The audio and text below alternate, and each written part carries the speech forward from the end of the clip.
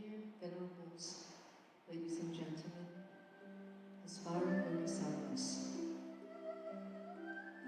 Welcome to the collective chanting service conducted in English. And as many temples around the world hold regular services on the weekends, we use this time right after meditation to offer a few words of Dharma in hopes that at this moment when your body is mostly calm and collected, you will be able to take in those words and consider them in your own cultivation. So please continue to meditate and hear me out. As have said, we are here gathered together for the initial global chanting service procedure offered by Miao Guang Shan, on top of the regular English chanting services offered at Xilai Temple. Let us first experience the power of collective cultivation, for us to feel that instead of practicing at home alone, when you're with your community, you might find it better, easier to focus. You might find it better to experience your faith and that religious sentiment as you sit here and practice all together. Therefore, it is our hope that in the future, as we continue to offer these English chanting services, not only at Xilai, but also in temples around the world, you will continue to benefit from the power of collective service. And today, in our simple English chanting procedure, we chanted the Heart Sutra. It is the shortest sutra of all Buddhist teachings, but it contains the greatest core and heart of the Buddha's wisdom, for us to realize that not only is it the core, but in our every practice, our every contemplation, and every action, it all starts from the heart. And therefore, the Heart Sutra will serve as a compass for the mind, to help us navigate across our own minds in order to get to know it better, overcome its shortcomings, and elevate itself so we are closer to the state of attainment. And so the story in the Heart Sutra goes as follows. Avalokiteshvara Bodhisattva, one who is very close to Buddhahood, is contemplating deeply in the perfection of wisdom which he has attained. And within that attainment, we are looking through the eyes of an enlightened one to see what the world is like. And the Guan Yu Bodhisattva says, I am actually realizing emptiness on 3 levels. The first level is emptiness of the self. That's why Guan Yu Bodhisattva, when pausing in the deep prajna paramita, saw that the 5 skandhas were empty. And so by the 5 skandhas, we're looking at form, perception, volition, mental formation, and consciousness, which is the start of all of our senses of the self. From the moment when we allow our 6 sensory organs to come in contact with the world, our eye, ear, nose, tongue, body, and mind. And then the object of these sensory organs will be our form, sight, smell, sound, taste, touch, and Dharma. And then as they come together, we start to conceptualize in the process of cognizing the world, so that white becomes a concept, which sometimes symbolizes purity. And it could also symbolize other things, depending on our personal perceptions. And then as a result, we continue to follow our perceptions and conceptions, believing that, yes, that's our truest experience. Then as a result, all suffering and ills arise as a result of the self created in the form of the 5 skandhas. That being said, Guan Yu Bodhisattva realized that the way to overcome it is for us to see the emptiness of all of these false conceptions. That is, you create all your thoughts and feelings, and it determines how you respond to the world. A few months ago, I was in Beijing, and our Beijing temple was a rectangular building that consisted of very long corridors.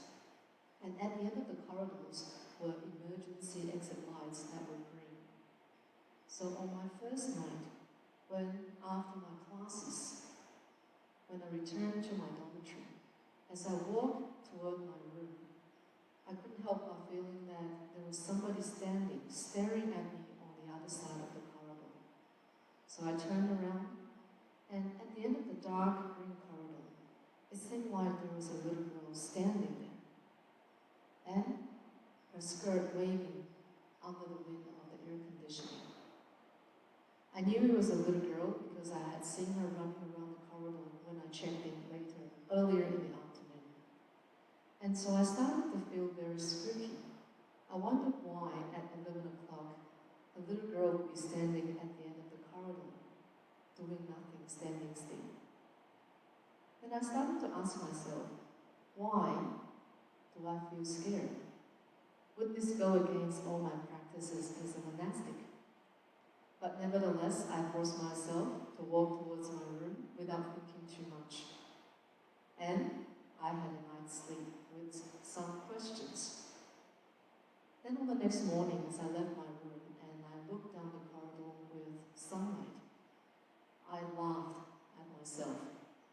All along, what I had thought I had seen at the end of the corridor was actually a huge green plant that had a giant leaf that waved in the air of the air conditioning. So, when I perceived it as a strange young little girl standing there at midnight, it somehow gave rise to a sense of fear in my mind. So on that very same night, when I returned to my room, I no longer felt the fear. So therefore, it was a very nice experience for me to sense the emptiness of all my perceptions, because they will change. And when conditions disperse, what you feel to be real will no longer be there. And so that is on the first level of the emptiness of the self. For Guanyin Bodhisattva to realize that all suffering actually comes from the self. And then in the Heart Sutra, you will see Avalokiteshvara goes on to realize that suffering, its cessation, its end, and its path are also empty. Added to the fact that the 12 links of dependent origination are also empty. And so this takes us to the second level of emptiness, when we learn to observe the fact that not only is the self empty, but all phenomena in this world are also empty. But when we fail to see that, suffering arises as a result of us really taking in the arising and the cessation of all dharmas. When happiness comes, we feel happy. When it goes, we feel unhappy. When our desires are fulfilled, we feel joyful. When the external condition acts against our will, we feel suffering. Therefore, when the Bodhisattva Avalokiteshvara talks to us about the emptiness of all dharmas, it's like the prescription of a doctor that allows us to begin to put an end to the cycle of birth and death. We have to realize that when all dharmas are empty, then there's no point to label or to conceptualize any of these dharmas. Once there was a young lady who was about to go on holidays. And when she arrived at the airport lounge, she had a couple of hours before boarding time. So she found herself a spot in the very crowded lounge. And since it was holiday season, she was forced to share a table with another man who sat across from her. And she didn't mind because she was about to embark on a journey. So she sat down, she took out from her purse a book and a bag of her favorite chocolate chip cookies. She was about to enjoy it. So she opened a book, read through a few pages, and then after these few pages, she reached out to her bag of chocolate cookies and ate one. And quite interestingly, at the same time, the man sitting across from her also smiled at her, and without even saying a word, also reached out for a chocolate cookie. He simply helped himself with one without even asking politely. And so this caused the lady to feel a little uncomfortable. She wondered why the man would be so rude, so impolite, to just ask to take something that didn't belong to him.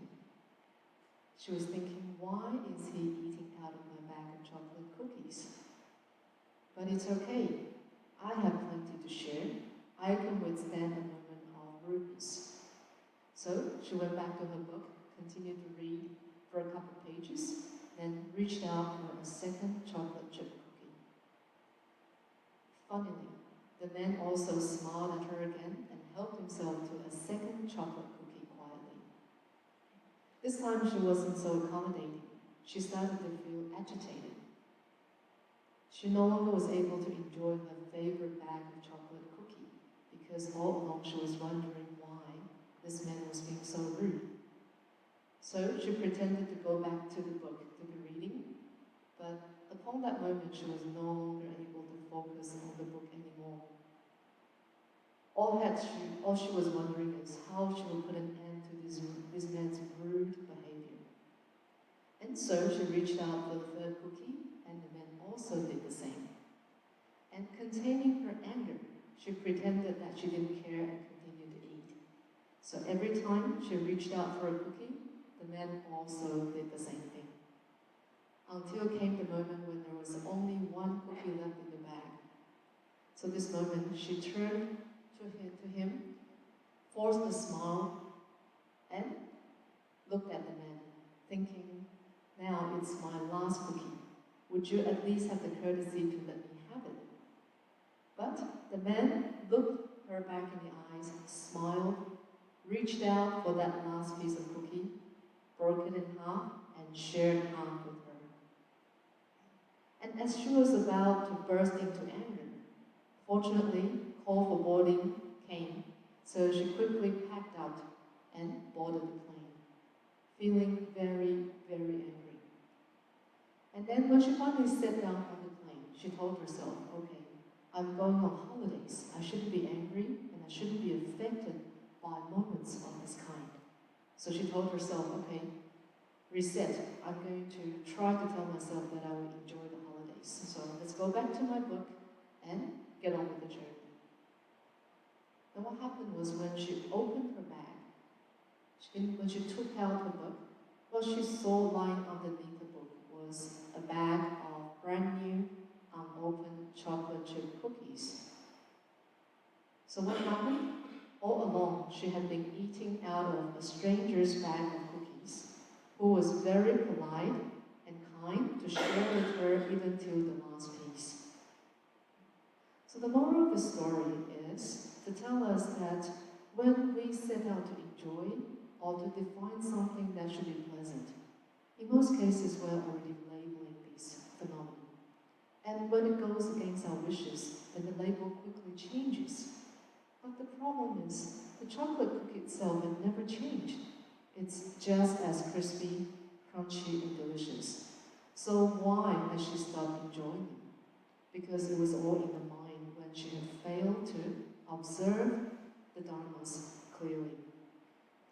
And so this teaches us to slowly come close to the emptiness of the Dharma, to realize that they all come and go. So there's no need to hold on to any of them. And this is the second level of the Prajnaparamita Sutra. And then finally, Avalokiteshvara comes to a state where the sutra says, ultimately there's no wisdom, and therefore there's nothing to attain. And so this takes us to the third level of the emptiness, of the concept of emptiness itself. This teaches us suffering will still arise as a result of our understanding and knowledge, even if that knowledge is supposed to be beneficial, because all along we are still clinging onto conceptions. So a bodhisattva's attainment and liberation comes from his or her ability to see beyond the need to cling onto even any concepts, to simply let them come and go. And so coming across these three levels of emptiness, the Heart Sutra teaches us, ultimately, By understanding emptiness on these levels, our goal is to overcome all ills and suffering. And therefore, at the end of the Heart Sutra, Gate, Gate, Paragate, Parasamgate, Bodhisattva, which means gone, gone, gone beyond. Go far to the shore beyond and find your attainment. And therefore, I feel that this falls well with our understanding and studies of the Diamond Sutra today. Prajna wisdom comes in our ability to remain flexible and open to all possibilities in spite of the changing world. And the test is how we are able to remain who we are, to uncover that Buddha nature in the face of all challenges and the changing world. So best wishes to all of you. May you continue to progress towards paramita, the far shore of enlightenment and liberation. Thank you for your attention and listening.